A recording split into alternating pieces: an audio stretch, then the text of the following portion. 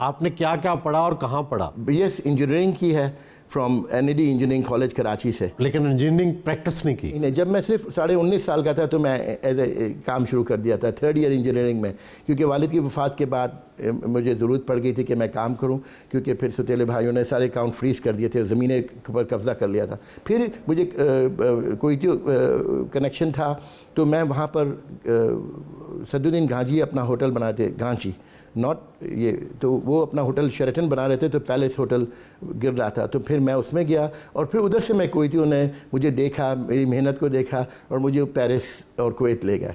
तो my luck played a very important part. मेहनत ज़्यादा काम आई या तकदीर ने ज़्यादा साथ दिया? तकदीर और मेहनत साथ साथ चलती हैं, कि बहुत लोग मेहनती होते हैं, मुझसे ज़्यादा लोग, लाखों लोग मुझसे ज़्यादा अक्लमंद हैं, लाखों लोग मुझसे ज़्यादा मेहनती हैं।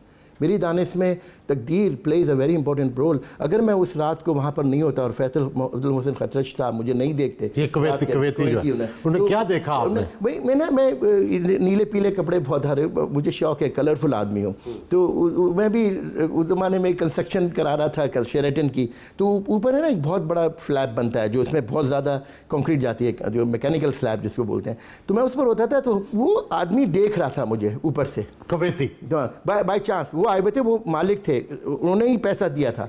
ये $100 मिलियन उस ज़माने में KFTC coach foreign trading contracting investment company ने दिया था। तो उन्होंने देख रहे थे, 2-3 दिन देखा, तो उन्होंने मुझे बुलवाया कि ये आदमी 24 घंटे काम करते हैं, हालांकि ऐसी कोई बात नहीं थी। तो फिर उन्होंने मुझे फ़ौरन मेरा कुवैत और पेरिस का बोला कि तुम इतने मेहनती हो तो हमारे को ज़रूरत है। तो that is how my life started. आप बताते तो नहीं, लेकिन लोगों के समझाने के लिए ये बताएं कि आप कितने अमीर हैं, क्या क्या आपकी प्रॉपर्टीज़ हैं? देखिए, बात नहीं कि numbers mean nothing for me. अगर मैं आपको जानबूझ कर बताऊं, मैं जानबूझकर गरीब रहता हूं, इन द सेंस कि मैं बहुत ज़्यादा अमीर हो सकता था, मैं बहुत ज़्यादा, मसलन मैं पूरे पाकिस्तान में सब लोगों को जानता हूँ, मसलन लीडरशिप, मैंने आज तक पाकिस्तान में कोई हुकूमत के साथ कारोबार नहीं किया, जिस साल मैं कोई ऐसा वज़ीर आज़म नहीं है जो मेरे साथ पर्सनल नहीं जानता हूँ, बीबी से लेकर, यानी पर्सनली मैं फ्रेंडशिप, यानी ईमेल्स एक्सचेंज कर। बेनज़ीर भुट्टो, नवाज शरीफ, शहबाज शरीफ साहब मेरे साथ लंदन में आए गए, मैं उनको लेकर गया हूँ कई जगह, तो वो बहुत अच्छे लोग हैं साहब, शाहिद खान अब्बासी, एहसन इकबाल, बिलावल, उनके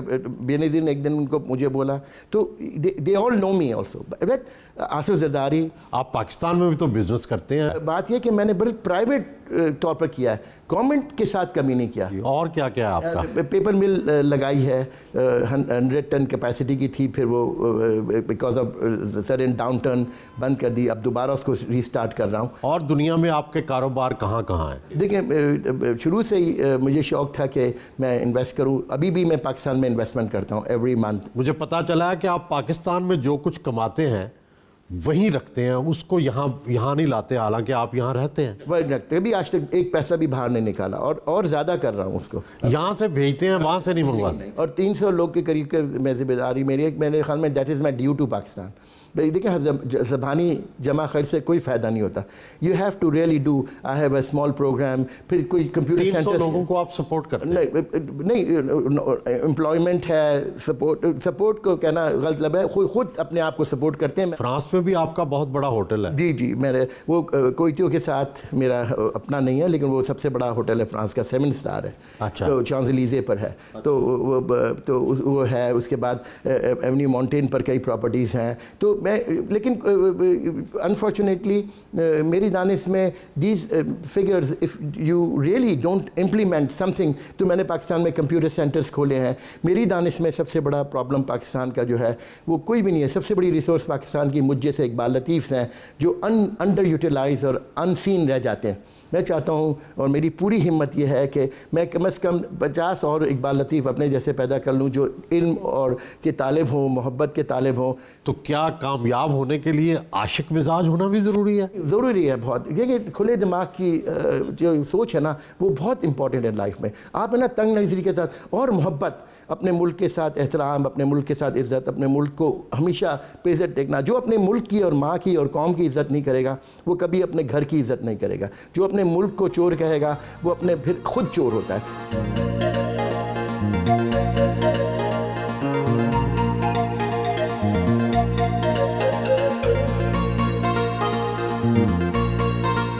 आप आपने लंदन के बीचों बीच होटल के ऊपर अपना घर बना रखा है और ये बड़ा डिफरेंट है।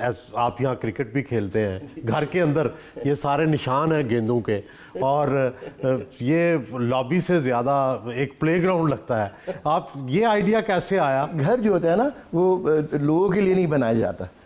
घर जो होता है वो अपने लिए बनाया जाता है, और घर जब तक घर नहीं बनता जब तक उसमें बच्चे वगैरह पूरी तरह उसको पूरा यूटिलाइज ना करें। मेरी दानिश में इतनी बड़ी जगह को खाली रखना और सिर्फ लोग मेहमानों के इंतज़ार में रहना तो एक बहुत ही बदनसीबी है। और 90% लोग जो हैं वो अपने घर को बंद करके रखते हैं और 4 कमरों में रहते हैं और बाकी बड़े ड्राइंग रूम्स सजा कर रखते हैं कि मेहमान आकर खुश होंगे। उसका ओरिएंट देखें, वो सब बॉल्स पड़ी हैं, वो टॉयज़ पड़े हैं, ये बैट्स पड़े हैं, देखिए। और ये सब जो हैं ये बच्चों के ओरिएंटेशन है। क्या सच है कि आपने अपने बच्चों को स्कूल नहीं भेजा? जी बिल्कुल। मैं एक इनकलाबी आदमी हूँ। मेरी दानिश में बच्चों का स्कूल, जैसे मैंने आपको पहले बताया, मेरे वालिदैन ने मुझे सबसे बड़ी स्कूलिंग की। मेरे बुढ़े वालिद ने जब मुझे लेकर मासूम शाह लाइब्रेरी सक्कर में जाते थे और जनरल लाइब्रेरी, इसी तरह मैंने अपने बच्चों की भी खुद तरबियत की और मेरी बीवी नसरीन ने बहुत मेरा हाथ बटाया उसमें। और हम लोगों ने, उन्होंने 9, 10, 11 साल की उम्र में O लेवल किया, 11, 12, 13, 14 साल की उम्र में, और मास्टर्स कर लिया था 16, 17, 18 साल की उम्र में। उसके बाद उनके 20-20 साल के तजर्बे हैं बैंकिंग में। मसलन रेहान जो हैं वो ग्लोबल हेड हैं मॉर्गन स्टैनली के, को हेड मॉर्गन स्टैनली के ग्लोबल क्रेडिट के। ज़ेन की अपनी हेज फंड है TLG कैपिटल, और वो और ज़करिया जो हैं वो अपना तालीम और अपनी चीज़ करते हैं, और वो बड़ा मेरी तरह लिखने और इंटेलेक्चुअल आदमी है, तो उनकी एक डिफरेंट तहरीक है। तो बेसिकली सब के सब आज़ाद हैं। मैंने कभी उनसे कुछ कह नहीं सकता वो, लेकिन उनके बच्चे सब जो हैं, जैसे आज आप देखेंगे तो घर अगर आपको दिखाऊं तो वो आज सैटरडे और संडे का दिन पोते पोतियों का यहाँ पर होता है, तो ये सब बाजी लग जाएगी, यहाँ पर क्रिकेट बॉल्स आ जाएंगी। देखें वो जो है वो है क्रीज है। इधर शायद अफरीदी साहब भी खेले हैं, महमूद अजहर साहब भी खेले हैं, शाहीन शाह अफरीदी भी। ये मेरी वाइफ का बेडरूम है, और इसमें आज देखिए बच्चों के बेड लगे हुए हैं। ये सब ये आज ये बच्चों का सैटरडे संडे को ये बच्चों के बेड लग गए, तो सब बच्चे यहाँ पर आ जाएंगे। सब ये उनकी तैयारियाँ मुकम्मल हैं, तो ये सब उनके बेड हैं, 1, 2, 3, 4, 5, 6, 7। होम स्कूलिंग का फ़ायदा ये होता है कि हमारे पास बहुत टाइम होता है, उनके पास मेरे जो पोते पोतियाँ हैं वो म्यूज़िक भी सीखते हैं, वो क्रिकेट भी खेलते हैं, वो पियानो भी करते हैं, वो बेकार भी रहते हैं। और बेकार रहना ज़िंदगी में बहुत इम्पॉर्टेंट है। आप अगर सिर्फ 24 घंटे काम और फ़िक्र और पैसे की फ़िक्र करेंगे तो आप तबाह हो जाएंगे। और जब तक ये सोच, और सबसे ज़्यादा जो पाकिस्तान का जो एसेट है वो हमारे बच्चे हैं।